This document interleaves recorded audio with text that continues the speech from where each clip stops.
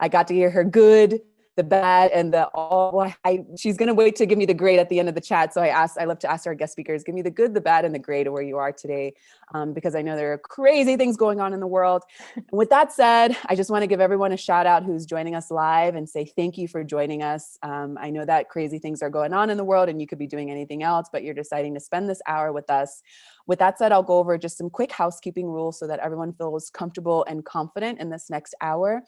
We'd love for you to participate. So if you are in the place where you can turn your camera on safely, please do so. We believe in visibility. We'd love to see your smiling, beautiful faces. It's okay if you don't have makeup on. I was telling our guest speaker, I didn't even put on makeup today. If you haven't showered, doesn't matter. We won't judge you. If your house is a mess, put your virtual backgrounds on. We would love to have you participate. So turn your cameras on if you feel called to do so. And then I've muted everyone upon entrance just to avoid any background noise, but I can't stress enough, we'd love to hear from you throughout this hour. So, come off mute whenever you want to share your voice or you have a question, a comment, a reflection, a dream that you want to share. I'm going to sound like a broken record and invite you all to come off mute throughout the chat. If you have any sensitive information and you want to be kept anonymous, find me in the chat box under Mariella Marie. And then you can write to me anonymously and I will keep you anonymous and flag your reflection or your question to our guest speaker. The last thing I'll say is that this is being recorded. So if you do hop off mute, you will be featured in our live recording. And with that said, I know we live in a world where everyone is multitasking, but we'd love for you to not multitask with us today. Be present with us so that we can really hear your responses and your questions. And then you can rewatch this video later on Power to Fly and you can take notes vigorously there. I know I said that was the last thing, but I have one more thing. We'd love for you to follow us on socials and subscribe to our YouTube channel so you can keep up with all the great chats we've got in store for you this year in 2021.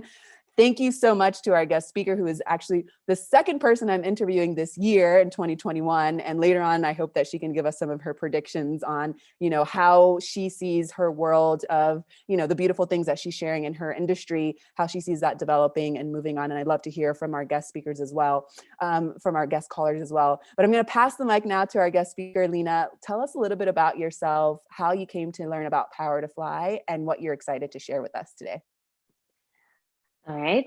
First of all, welcome everyone, and I am happy to be here. I'm happy to be at this Chat and Learn. I actually know about Power to Fly from an interview that I had with one of the recruiters. She reached out to me, and for some reason I was unaware of the concept, and I got introduced to Power to Fly, and it was amazing, and I fell in love with it. So we got into chatting about all of the initiatives that you guys are doing, and it actually spoke a lot to what I believe in. So we just arranged this Chat and Learn. In addition to that, I'm a designer for over 7 years now. So I've been in the industry for quite some time, and I've been able to reflect on a lot of things, including management and leadership, but also I've been throughout this whole path of actually advancing your career. And I've started as a junior designer who knew nothing about the design world and nothing about the world as a whole. And then I somehow grew up in the place where I am. I had experience, I initially started with the idea that I want to be a developer. For some reason, no offense to any developers, it's just, I'm like the design world is so much more cozy for me. It's like the right place where I need to be. But I initially started as a front-end developer, and it was a mess for me, but I did get to see a lot of the things that I'm about to do in the future. So I was aware of the concept of what front-end development is and how can I incorporate that into my design world, and how can I fluently speak with the developers and just be aware of the development world as a whole. So I had that as a lookout throughout my career, and it actually helped me a lot to achieve what I already did. And it actually helps me a lot in the communication with my teammates, because at the end of the day, design is nothing but communication, and that's it. You should always be aware of your surroundings, and you should always be aware of your teammates. So design is just helping each other and is building solutions. So be present when you're doing that. And with that being said, I do have some quite of the experience within the management and leadership world, so I can give you my insights in that as well. Beautiful. What a beautiful way to just kind of boil down what design is, and that it is communication. I've never heard anyone speak about it as clearly, and I totally agree. And I love that you're automatically jumping into being present and being aware of what's going on within yourself and the world around you. So this is going to be a great chat. I'm going to also be learning with you all on this. So thank you, Lena, for that. You all have submitted some great questions offline. And I see we've got some folks calling from all over. So we've got our guest speaker calling from Bulgaria. I'm calling from Argentina and Patagonia. I see Florida representing, Buenos Aires representing. I see that we got Texas on the line as well. So if you're just joining us, go ahead and write in the chat box where you're calling from. We're going to take your questions that you have submitted offline one by one throughout this hour. So if you see your question come up on the screen, like this question, for example, if this is your question, hey, New York City, I see you. If this is your question, feel free to hop off mute or write in the chat box. If this is not your question and you want to chime in, again, we want to hear from you. So hop off mute, write in the chat box. We've got someone else from Bulgaria. Awesome. So let's start with this first question here, Lena. What are the top skills that a UX manager should have, and how can we acquire them? All right. I'll start answering that a bit backwards. First of all, you should definitely ask yourself, am I a manager material? Is this really for me? Because leadership and management, first of all, those are two different things. And they're definitely not only job titles. In my opinion, they're choices. And they should be choices that one should make with open eyes, meaning to not sugarcoat with yourself, like, if I'm a manager, am I going to be a good one? Everyone on the spot for sure can think of an example of a bad manager that they had. And I'm completely sure of that, because not everyone is a management material. And I think that should be open to everyone, and everyone should be aware of it. Like, growth is essential, but management is not always the direction that one should take. Meaning that I'd always suggest to try to be honest with yourself, what you actually needed when you were younger, when you were at the beginning of your career, what you wanted to advance in your career, and did you get the chance to do that? Now, when we're talking about skills, first of all, you should have advanced UX knowledge. That's essential, but that's only on the one hand. On the other one, you should be aware of what UX manager position requires, meaning that it varies from a company to a company. It could include just management within, like, design features and design projects, or it could include people management, or it could include both of them at the same time. So your top skills for sure need to be flexibility, and you should always be organized just enough so you are able to prioritize and be prepared to be the point of escalation for various of things. Is it like team issues? Is it just design project issue? You should be the point of escalation, and you should always be aware of the issues within your team so you know how to handle them better. And I think that answers most of it. Just like, be aware of your mistakes that you got throughout the way of your career, and try not to repeat them as a manager. Beautiful. And I know that, as you said, that we've all had, that manager. Hopefully you've only had to go through bad management once in your life. And, to just try to either not embody that, or to, be honest with yourself. Like you said, maybe management is not for you. Maybe it's about pivoting to another role, or maybe it's not about moving lateral. Maybe it's about, picking up another skill. So I love that you're putting that on the table as well. Yeah. All right, let's move on to this next question here. Again, if this is your question, feel free to write in the chat box or come off mute. So Lena, what would you recommend to someone who is trying to advance their design career and get into a more senior management role? All right. Well, I always like, just because this is not the first time that I get this question, so I always usually start with, is there something wrong with where you are right now? Meaning, do you see potential growth within the company that you are right now? Are you aware of the current career path that you're currently on, or are you even within a career path that is leading to growth? So, do you know what it takes to be promoted to get to that role? Do you know what skills you need to get promoted? Because if you're just stuck without promotions for a long time, you should ask yourself, if I keep going through this just narrow path and just the same direction, am I going to get somewhere? Because on one hand, yes, you can always learn something new on your job, but on the other hand, just repeating yourself at the same time over and over again every day until, like, your manager decides on a promotion, maybe this means that there is no clear career growth path within your area. Example of that would be, let's say that you're a designer at a service-oriented company. You know what client communication is, and you know that it's essential. So basically, how are you dealing with that? How are you handling the dynamic of work? How are you overall with the team collaboration? Do you have the actual advanced design skills that you need to get to that client communication and to actually be successful? So these are one of the key strengths that senior designers have. And it's like everything else is like specific design skill set that it's learnable and it's teachable.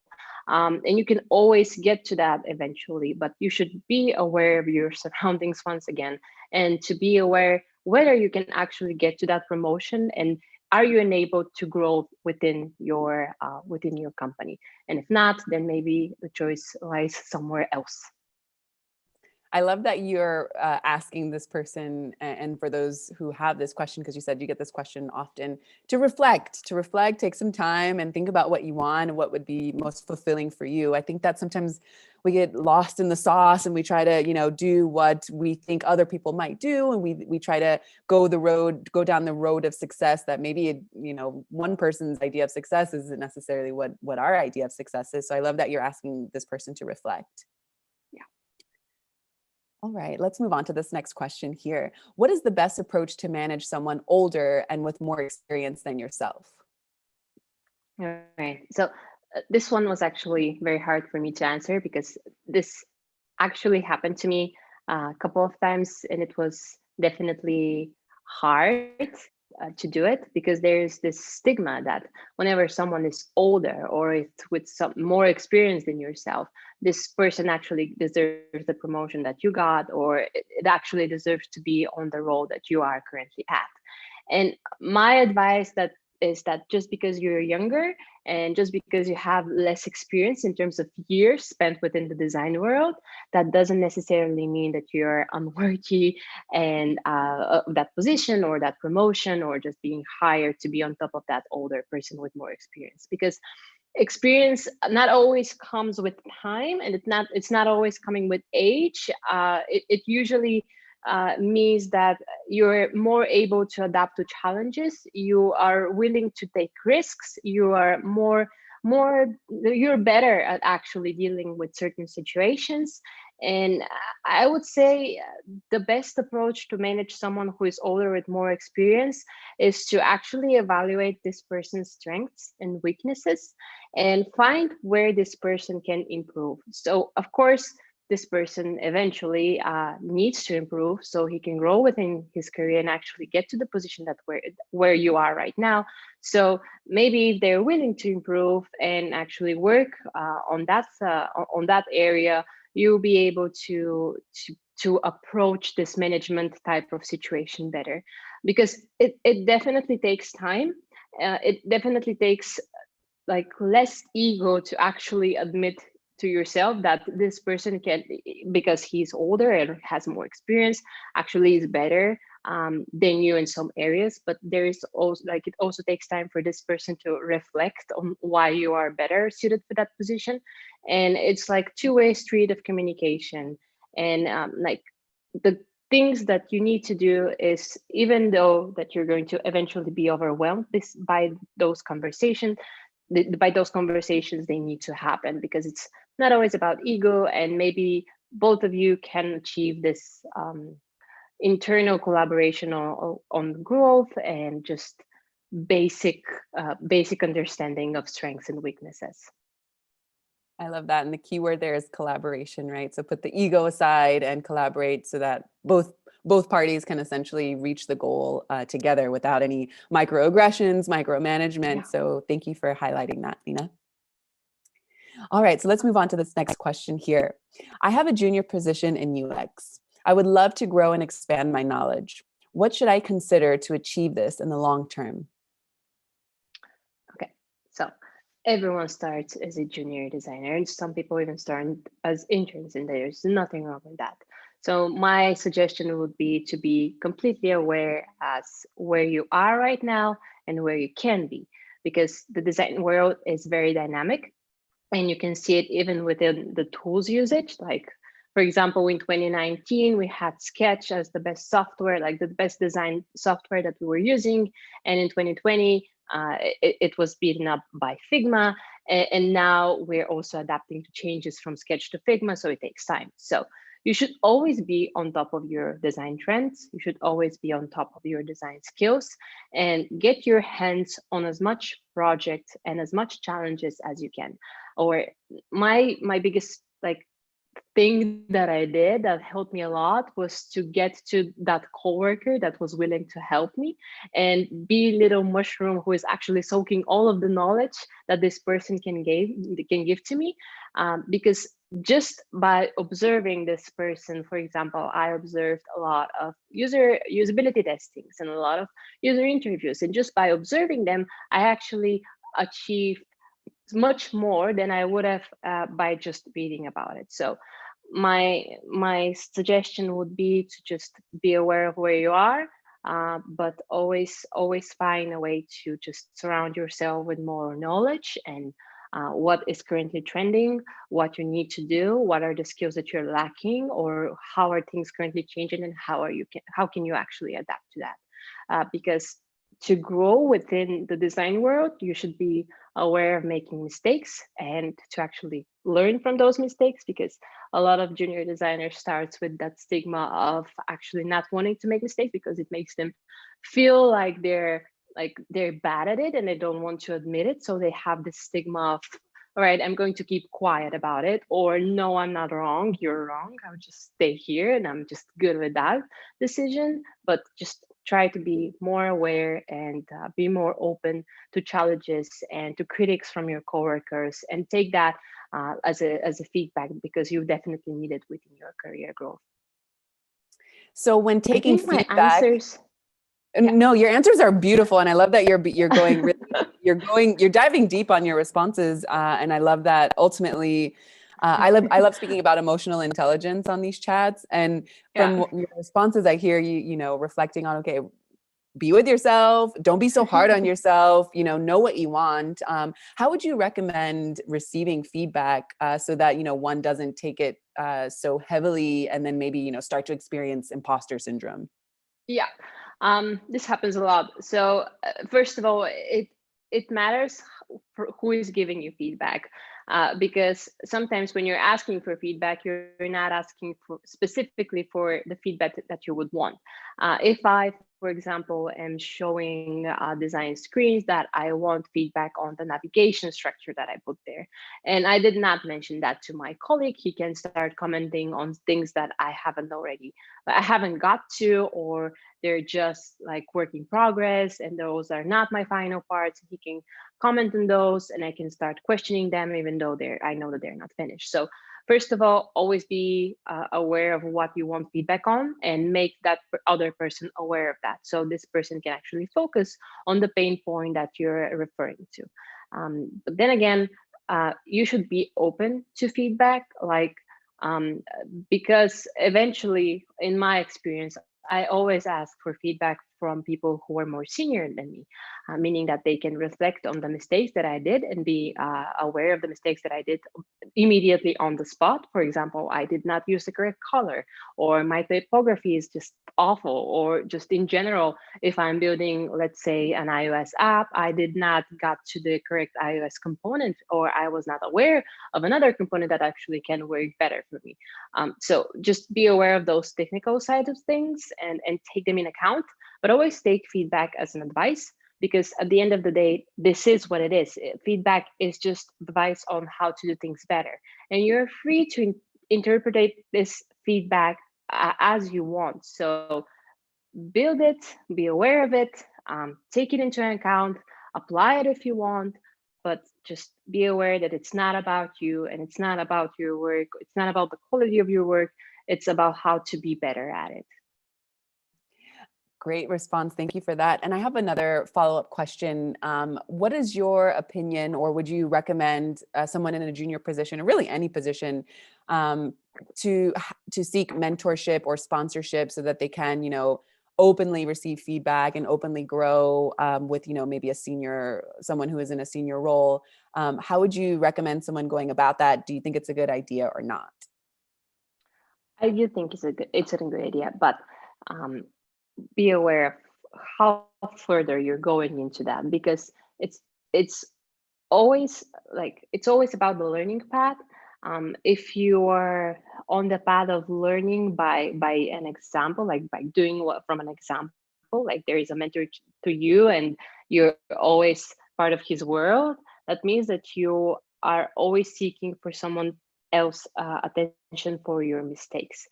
But like that's sometimes could be very toxic, because you're not able to grow enough just because you're not making mistakes, and there is always someone who is going to clean up your messes, whatever they are. And just as like mentorship is educational and it's great, but there is always, like, you always should have this valuable reflection time by yourself to be able to grow by yourself as well. So my advice is seek mentorships for sure, but seek such mentorships that will not make this mentor always be on top of your head. So like just seek mentorship that empowers you, and not mentorship that is actually making you do things their own way. And because this would be the key way of your growth within design. I love that. Kind of like a micromanaging mentorship. Avoid that. I love that. Yeah, for sure, for sure. And I hope that if someone is given the role of, to be a mentor, they would not try to stifle someone's growth. But of course, anything can happen these days. We see that. So I love that you're saying be mindful about that, and to not be afraid to make mistakes, right? So that you can see, where your limits are and where your boundaries are. So thank you for that, Lena. All right, let's move on to the next question here. I'm not a fan of micromanagement, but I can't seem to find any other method as effective as it. What other strategies or policies do you recommend? Okay, so I do have a great example in mind. So I will just start with the word empowerment. Just empowerment always. I found that by trusting your teammates rather than always checking up on them, on him or her, gives a lot more freedom. Yes, for mistakes on their end, but also for someone to learn much faster. I do, as I said, I do have a great example of my current manager right now. He doesn't have a say in my work. He observes and gives me advice on what I can do to improve myself. I'm actually going to go back a point and be aware of the feedback. So our check-ins are not every day, they're bi-weekly, and the choice of what I need to talk about and ask for feedback is entirely mine, meaning that he won't go through all of my work if I don't ask for that. He won't go through my files if I don't ask for that. And it's just less hand holding gives a lot faster and better results, because you're able to learn on your own. Like, you're asking for feedback and you're taking that feedback as an advice. You're taking that feedback as a direction. And it sometimes might not turn out great, but this is the point of growth. Like, you shouldn't micromanage every decision of your teammates, because this not always is leading to best results. Because, for example, let's say that you have a quite big team, and your team is it takes a lot of your attention and takes a lot of your energy. You can't micromanage everyone's decisions, because at one point you're just telling them what to do and telling them what to do in your way, and it's easier to do that always, of course, especially when you have more experience. But just making people grow, it is much more empowering and much more satisfying than just by telling people what to do. Because at the end of your day, you're a great designer, but the people within your team can have great potential to actually be great designers. And be aware of that, because they can also have great ideas, and they can also reflect on that project work with their own set of eyes and with their own points of view. That is not always bad. Like, this is the power, this is the way people learn. Like, if you're always hand holding someone, he's not going to grow, and he's not going to be like just all in his work, because he's always going to count on you for micromanagement, exactly, and for clearing their messes. So give that person freedom and see how this affects his work, is my advice. Just keep in mind that this strategy is also, of course, not for everyone. Like, this is a slight disclaimer. Some people actually need micromanagement, and there is nothing wrong with that. But just the best results I've seen are through empowering your teammates. I love that your response is empowerment and giving more, tools that will empower the other person. So for the person who had this question, what's something that can start today, since they don't have any other policies or strategies? What's something that they can start with today to kind of, release the rope of micromanagement and to give the other person more power, or to empower them more? All right. So in my own personal experience, I would probably just start by removing the regularity of check-ins, because this is what micromanagement usually is. Check-ins every day or every 2 days. So I would initially for sure start by removing the check-ins and making them less often. Let's say like bi-weekly or just once weekly, and make sure to let your teammate know what they need to do or what solution you're currently looking for, because this is going to be what you're searching for at the end result. So they should be motivated, not scared, that you're going to screw up on it, and you're going to have a check-in with your manager, and so they're feeling pressured by time. They are not by being pressured by time, you're not able to use the full sense of your creativity. So I would start by reducing check-ins, clearing up schedules, and making people aware of the goals of this current project and the exact solution that you're looking for, and what could be a way to achieve it, just as an advice, not as an order. And let's see how this would work. If this actually works, then you can just develop it in any way further that your teammate actually allows, because as I said, each teammate has its own strengths and weaknesses, and you should always, as a manager, be aware of those. Beautiful response. Thank you for that, Lena. I love that. I hope that you all are listening, those of you who don't know how to stop micromanaging. She's giving some great advice there. All right, so let's move on to this next question here. How do I delegate some tasks and still supervise them without micromanaging my team members? All right. So I see I'm going to repeat myself quite often, but just give your team a little bit of freedom. Like, micromanagement is not for everyone. Sometimes people need it, as I said, but it's not at all times for sure. Of course, supervision is necessary, but try to observe instead of supervise at all times before taking action out of precaution that this team member is going to not get it right from the first time. So give advice, but don't say what one should actually do on the spot, because not only you make this person feel better, but you also see the end result of the basic fact that people are not with the mindset that if they screw up, you're going to clean their messes. So just try to act on it, and they'll be more focused, more dedicated, and more empowered to be enabled to use their creativity and to actually put their own way of doing things into the solution that you're currently looking for. So delegate tasks, but imagine them as a backlog imagine them as a backlog, and those tasks need to happen within your sprint. So just make your team aware of those tasks, but take into account their own sense of time, because everyone needs a specific amount of time to do specific work. Be aware of the team's strengths and just give them freedom, and try to observe more instead of supervise out of the way, just out of precaution that this is not going to work at the end.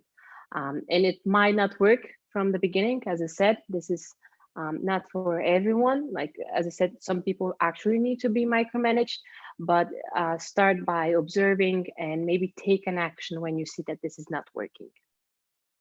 So I'm wondering also if we can kind of reverse the feedback, because some of these questions are leading towards like, how can I better micromanage or not micromanage my team members?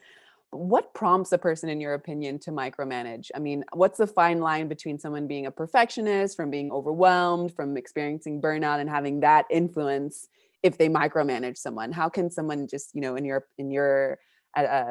can you recommend someone take a pause to, work through their personal ups and downs so that they're not micromanaging someone else and making a hard time for someone else? Okay, so I do have an example that I'll leave for later, but my initial idea is if you're constantly looking for a solution that you would have done, then maybe you're micromanaging things.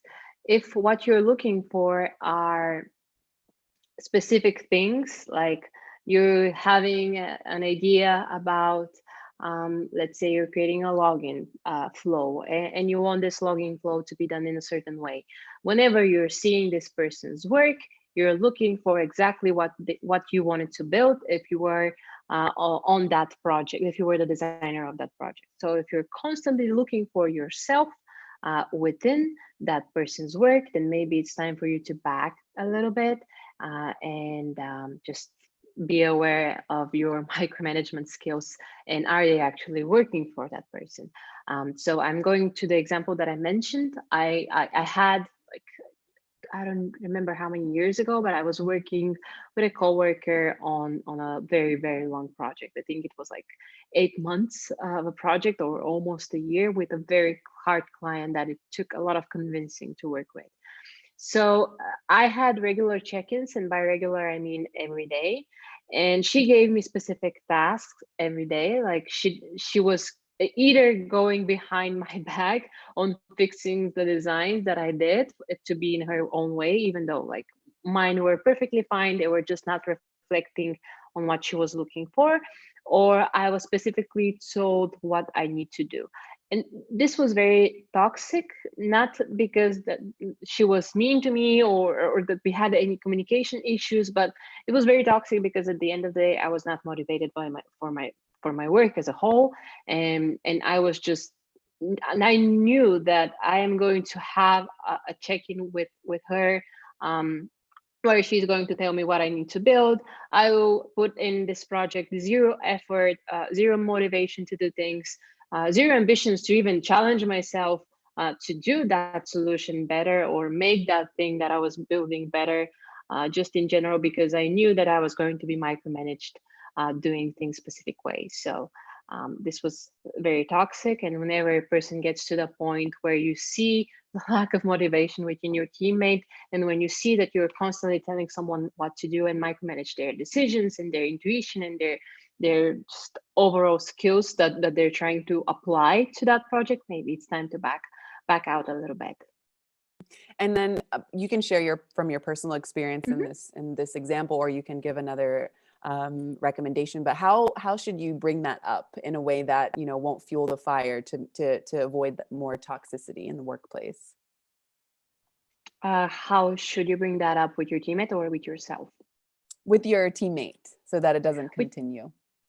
All right. So, first of all, I would ask honestly, how, like, first of all, you should always be transparent in your conversations. So, this person should always feel uh, not scared of you and not scared of saying what they think. And if that's the case, you'll be able to see that immediately. So, make sure that this person is actually feeling good within his work and within his place of that project. So I would start by just questioning whether this person actually feels good. So people usually tend to say, yeah, everything is great, everything is going great, I'm doing great, and just be scared of the consequences, or just don't have the general desire to make things better. So I would always suggest to dig deeper, like saying, what do you think we should do better? Do you think that you should spend more time on your own? Do you have any specific goals that you actually want to achieve within this project? How do you see yourself within this project? Do you actually want to be part of this project? Do you actually want to do something else? So start by being completely honest and making sure that this communication is between the two of you, and this is a safe space, and that anything that this person shares is actually going to help the two of you, is actually going to help your work. It's actually going to help both of you to feel better. So just start by laying those ground rules that everything should be transparent and the communication should be fluent. And as I said, it might take some time to dig deeper into it, but it's definitely going to be worth it. I love that. And I love essentially that your response is to practice emotional intelligence, ask the, put Basically, yourself in the yeah. other person's shoes and ask them, Yeah. legit, how can you be happy? How can you find, your own motivation in this work and make sure that you're being taken care of? So less ego, more emotional intelligence. I love that response. All right, let's move on to this next question here. So I'm trying to propel my design position in my current company, but I'm micromanaged and I can't find growing opportunities. What would you recommend doing? Right. So this has been a huge pain, even in my career. And then I got to the point where I actually started asking myself, is this company for me? Because unless this is your own company and you're the CEO, you should always remind yourself that this is your employer. And just because you're employed somewhere is not forever. So do I have a clear growth path? Do I have a clear career ladder that I need to go up or down, or what are the skills that I need to have? So maybe have a conversation about that with your manager. Opportunities are just challenges that we take, yes, but those chances and those challenges should be present for us. So if you don't have any challenges or any chances to take on right this moment, then maybe you should ask for such challenges. And if the case is, because I've been on this path of being a senior designer for as long as I can remember, and whenever I tried to ask for, well, maybe where am I going from here, I always had answers such as promises that we're going to promote you someday, we're going to promote you when there is a chance, we're going to promote you when there are more people so you can actually have people to lead, we're going to promote you when this and that happens. So are those promises actually happening? Do you actually have challenges? Do you actually are taking the chances to get to that promotion ladder? But most of all, just be aware of, do you have a career path that you can be on? Not all companies are presenting you immediately on the spot with, for example, for senior designer, I need this type of experience for this long. And if I want to be promoted to a lead designer, I need to be able to do this and that. And not all companies are having that. So which is not a great practice, but it's something that you can ask for, and you can always ask that your manager that he should be able to provide you with that. So just make sure that you're familiar with the career path within your company and what it takes you in terms of skills to get there. Otherwise, you're just walking in the same direction for as long as you can, and you're probably going to get nowhere or just stick on that same place. Right, and have some sort of feel empty at some respect. I know Yeah. that we do some chats here where folks are questioning, why are they in the role that they're in? Why did they decide to take this path? Because they get to a point where it's like, okay, well, I don't know which way to go, or I feel unfulfilled, or I feel like I'm giving all of myself and my energy to something that is not necessarily giving it back to me. So I love that your response is to reflect and to see which way you want your career to go and to grow. So thank you for that as well. All right, let's move on to this next question. Can you share your best practices for a good team collaboration? How much do you think this affects the final product service outcome? All right. So I think I started by saying that design is communication. So it affects it on a major level. Before going into the design world, I didn't really realize how much soft skills are necessary. They're not just good to have, you must have them, because you need to keep in mind, as I said, the design is communication, and involving your team in that communication would make your life much easier. Of course, this shouldn't always come from you as a designer, but initially it should come from somewhere. And if you don't see that coming from anywhere, from anyone on your team, you should be the one to raise that and be proactive in that area. For example, right now, everything I do it with my team. I discuss upcoming features with my team. We do critics together. We're talking about future ideas together. And my advice is to always involve the development team within what you're doing, as well as your fellow designers. After all, they should know what you're trying to achieve. They should know what the end result should be. So they're all aligned around the outcome of the final product. Because if you're not aligned, if you're not collaborating on a daily basis, you're all going to end up with a different result from the one that you were actually expecting. So be proactive in your communication and always stay aligned, because this is just the key thing that every project needs to be successful. Because just when you're not speaking to each other, you're all going to think about a solution in a certain way, and you're all going to end up with a different thing that you were all imagining. So just do everything together, and this could help you a lot. I love that response. Collaboration, it's one of my favorite words, especially as another creative person here on the call. And I love that you're also bringing up, how someone's sense of creativity can be stifled if there is no collaboration or if there is miscommunication. So keeping those things in mind so that everyone can, reach their goals together and, not have any animosity and to, as you said before in one of your other responses, that if it's not your own personal project, if you aren't the CEO, that you are being employed, and so to keep that in mind as well, to try to aim towards your career growth and your career goals. So great, thank you for that. I love that. All right, let's move on to this next question. I think this chat aims more at senior profiles, but can you share some persuasion strategies for junior positions? All right. I think I am understanding this in a way that maybe people are asking for how to get to a junior position. So my answer on that would be to be willing to work more than you should, so you can get the experience that you need. And this unfortunately has always been the way of how things are within the world, not only within design, but I think with everything. So just always look for the opportunities to do better and to do more.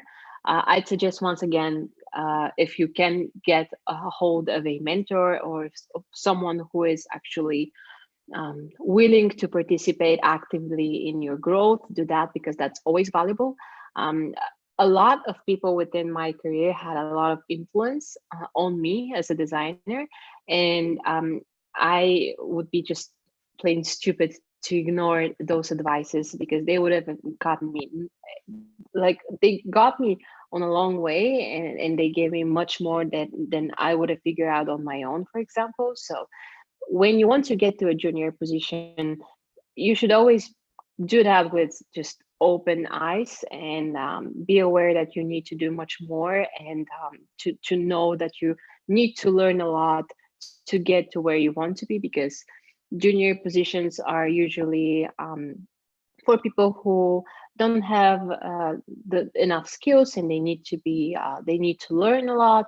But this is just like with everything, you need to be willing to learn, and you need to know where that possibility is, because not a lot of companies are, for example, looking for junior positions. They have specific targets. So try to be understandable about that, and try to look for the company that is most suitable for you.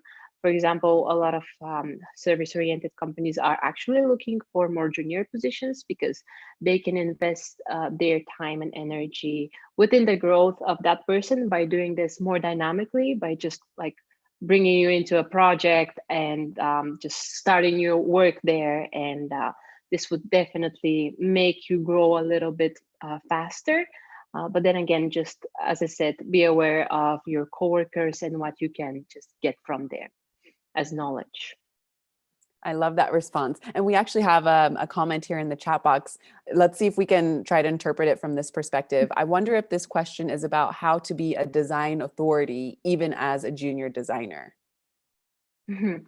Okay, so even I think this also goes back to the question of managing someone who is older with more experience than you. I think it's just about the same authority. You need to be aware of where you are and what you know and what you need to do. So my advice would be to be able to challenge yourself, but to also be proactive. So just because you're a junior designer, that doesn't mean that you don't have the enough skills to do whatever it takes to build that solution. And just because you're a junior designer, that doesn't mean that they should undermine your work. And you should always stand your ground on that point, because it's easier to dismiss junior people than to actually try to involve them. So if you're not getting involved into this whole dynamic of work, then I think it's time for you to involve yourself and just ask a lot of questions and be as proactive as possible. This is how I approach things. It didn't work always, but it worked where it needed to work. Because whenever people saw the potential in me, and whenever people saw the willingness in me to actually be part of things and learn fast, they actually are giving you this possibility. But it's not always like that. It's not like that with every team. So just stand your ground as a designer. Do not let people dismiss you just because you're junior.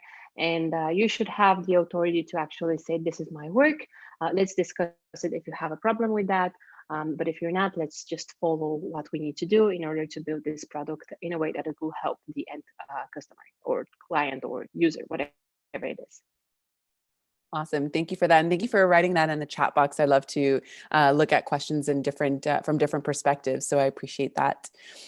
Speaking of, we've got about 10 minutes left. So just want to let everyone on the line know, if you have something that you haven't been able to bring up in the chat box, feel free to write that now in the chat box. Now's your time to shine, or you can hop off of mute as well. But until then, we'll move on to this next question here for Lena to respond to. Can you explain more about your framework, Purposeful Ignorance?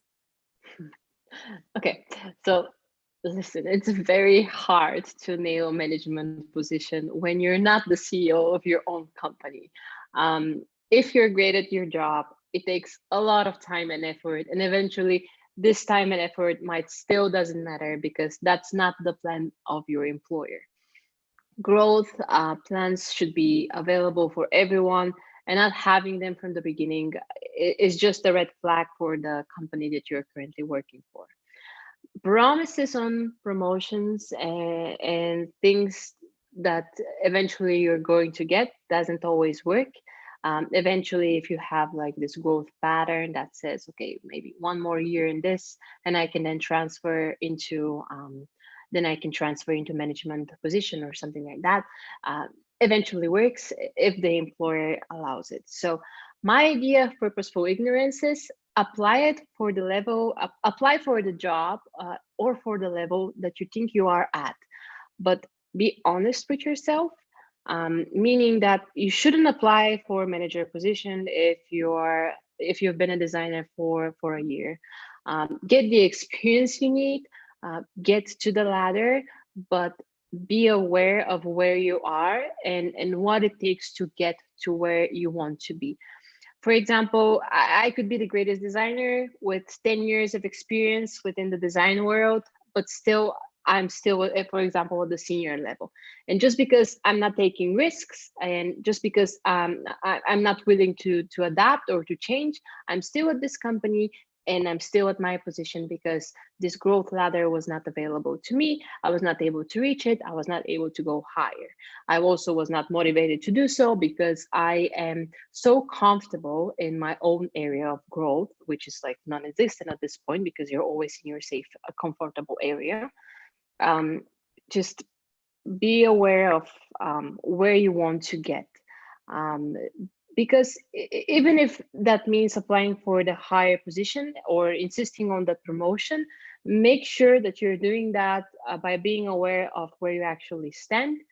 And don't apply for a manager or lead position if you don't want to be a manager, or don't apply for a management or lead position if you don't have the seniority behind it. Don't apply for a senior position if you're a junior designer.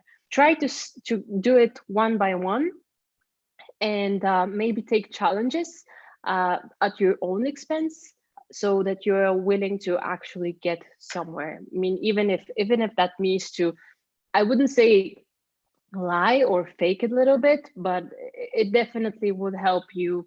As a, for example, you only had mid-level experience, mid-level experience, mid-level design experience within your CV, then maybe it's time for you to apply for a senior position, because if your employer doesn't currently allow that, then maybe someone else will. So be aware of where you stand and where you can challenge yourself by being completely ignorant of I don't know, maybe of the plans of your employer. Maybe their plans don't really involve your growth within the next 10 years just because you're a senior designer. And it's actually much easier to stay at your senior position instead of just hiring people again and then teaching them things. It's much safer for your employer to have that senior designer always there, and just always be prepared, and your employer always knows what they need, and they have the person for that job. Then maybe by being this comfortable person is actually your way of seeing things that they think the things need to change in order for you to grow, and actually experience that growth ladder that you need to have from the start. I love that you speak about finding new ways to challenge yourself, and then at your own expense. That brings to mind, starting some passion projects, or maybe starting your own project to get more experience so that you can even, know how it is to manage one other person other than yourself. Do you have any recommendations on maybe how someone can start some of those, projects to challenge themselves at their own expense? All right. I'll share how I started. I think it's always easier to reflect from your own past, because I saw that this was successful for me, so maybe it would be successful for someone else as well. My desire first to be within that position and within this path of leadership, let's call it, started with me being on a project with another designer who was more junior than me. First of all, by being the more senior designer, I saw how I can teach this person. I can teach this person things. I saw what they need, and my advice is to always be what you needed when you were younger, because when you have that, you eventually get to where you want to be. So just again, I don't want to repeat myself by saying be aware, but specifically just see where you need to be taken in order to achieve what your goal is. Does that answer your question? Because I feel like I went into a different direction, and if you feel like we can clarify things, that'd be great. No, I love that and it's great that you're repeating this, awareness piece, because I feel like we could all do more of that practice, of being more aware of our needs, our intentions. That will help us be more responsible, employees, employers, consumers, producers, designers. So, you answered it for me. If anyone else needs clarification, let us know here.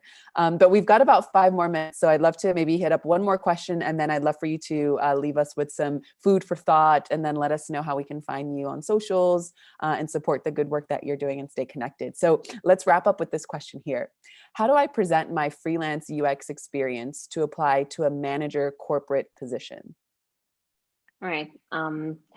This is kind of a weird question, because not everyone wants to actually be part of the corporate world, because it's a very weird world to want to be part of. You definitely need it though. Like, you need it to get the skills from it and to be aware that corporations exist everywhere, and you by being in the corporation, you're actually getting a lot of experience, but the mindset within corporations is not always the greatest one.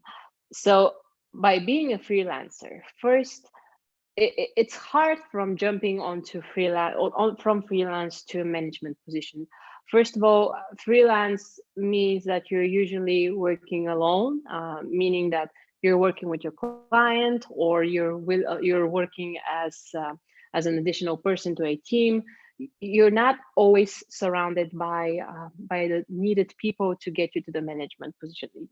You can't really hire a freelance manager I guess you can, but it's not a good practice, or it's not even a practice. So from freelance to a manager, I guess it would be a harder path to take on, but you would be more open to get to that path if you start small. Start from where you are right now. If you want to apply to a manager in a corporate world, then maybe start by joining a senior level position within a corporation, and try to see whether you have the potential to actually be a manager. Because as I said, it's about the mindset, about the fact that eventually is management even for you. Are you aware of the challenges of management? Because I guarantee you it's not the easiest thing to do. I would even say that it requires even more effort than just being a designer. It requires a lot more skills than just being a good designer. So just start small. Start by, as I said, growing on this career ladder, and go up on this career ladder. So you can be aware of what you need to do in order to be manager within a corporation as a whole. And I agree too that this was an odd question, but nevertheless, it is a question that actually I feel like a couple folks have, just because of we can think of why someone would want to go from freelance to corporate, maybe more security, maybe, more experience, maybe they have other plans. But I am definitely of the freelance world. And I do love how you said, it is interesting to be a part of a corporation to then get different kinds of skills, but then also always to take Lena's advice and to come back to yourself and reflect on, what is serving you and how you can be, a better designer in this case, and with a more holistic vision instead of just, a linear path. So with that said, we've got about 1 more minute left. So I'd love for you to leave us with some food for thought, and then let us know how we can find you online and support the good work that you're doing. Awesome. I'm always available on LinkedIn. This is the easiest way to find me and reach out to me with any questions that you might have. It's very easy, like type in my name, and there are not a lot of Svetlana Wazarovas that are actually designers. So just find me on LinkedIn, and I'd be more than happy to answer any design related questions, or just questions out of my experience, or questions about my work. I'd be happy to do that and help you out whenever I can. Beautiful. Well, thank you so much for taking time to speak with us today. And thank you everyone who's joined us here for the hour. Enjoy the rest of your week. Thank you so much for being my second interview for the year. And as you said, when we were speaking offline, let's make this year better than it was last year. So if you're a designer, communicate, listen to yourself, show empathy, emotional intelligence, and all of that. And be sure to connect with Lena on LinkedIn. Thank you, everyone.